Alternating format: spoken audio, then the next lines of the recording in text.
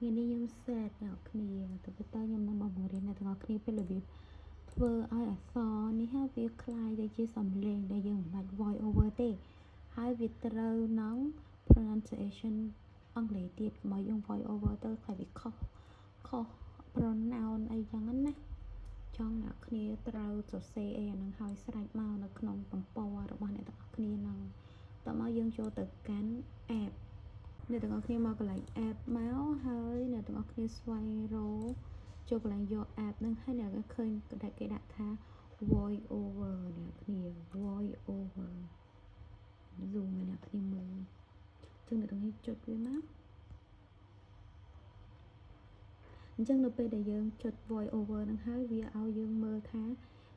រើស speaker តើ speaker ហ្នឹងចង់បាន speaker សំឡេងអ្នកណាគេចឹងមានស្រីមានប្រុសអ្នកគ្នា view ស្ដាប់ខ្លួនឯងទៅស្រឡាញ់ស្រីស្រីក៏ស្រែកទៅនេះអ្នកគ្នា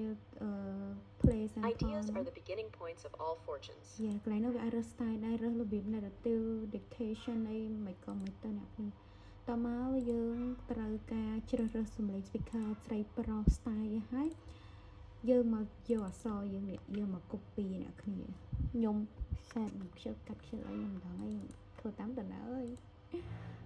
ហើយយកមកឡើងនេះទៅណាគ្នា generate វាមក generate ហើយគឺវាដើរបែបនេះវាលោតមក cloud ចេះអ្នកគ្នាហើយអ្នកគ្នាចុចស្ដាប់ទៅ preposition of place អូខេ preposition of place ចឹងអ្នកគ្នាបានហើយអ្នកគ្នាចង់ copy អាហ្នឹងទៅចុច copy មកហើយចុច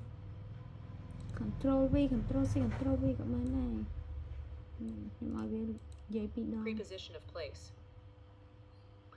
of place អូខេអញ្ចឹងចូល page ទី2នេះអ្នកទាំងអស់គ្នា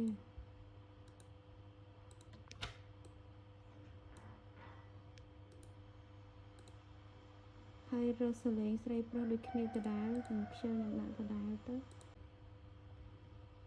វា load មក The dog is beside the ball អូខេចឹងវាអានម្ដងទៀត The dog is beside the ball អូខេ copy paste ហើយវាអានពីរដងហើយខ្ញុំ play អានេះខ្ញុំមាន background សលេងដែរ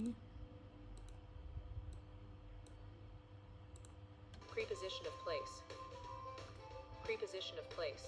The dog is beside the ball The dog is beside the ball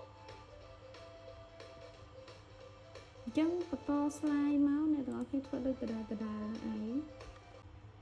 slide បន្តទៀតអ្នកគ្នាធ្វើដដែលទៅហើយរហូតដល់ចប់ប៉ុណ្ណាអ្នកគ្នាអញ្ចឹងអាសលេងនោះវានៅអ្នកគ្នាចង់ទាញវាទៅណាទៅណីក៏បានដែរហើយតើមកវានឹងខ្លាយជាវីដេអូមួយដែលមានសំឡេង preposition of place The dog is beside the ball The dog is beside the ball អ្នកទាំងអស់គ្នាលេងហត់ទេដែរបើសិនជាមានតួអង្គច្រើនអ្នកទាំងអស់គ្នាដូរតួអង្គទៅអ្នកណាគេតួអង្គនេះនិយាយសលេងនេះអ្នកណាគេតួអង្គនោះនិយាយសលេងនោះតែប៉ុណ្្នឹងឯងអ្នកគ្នាបាយ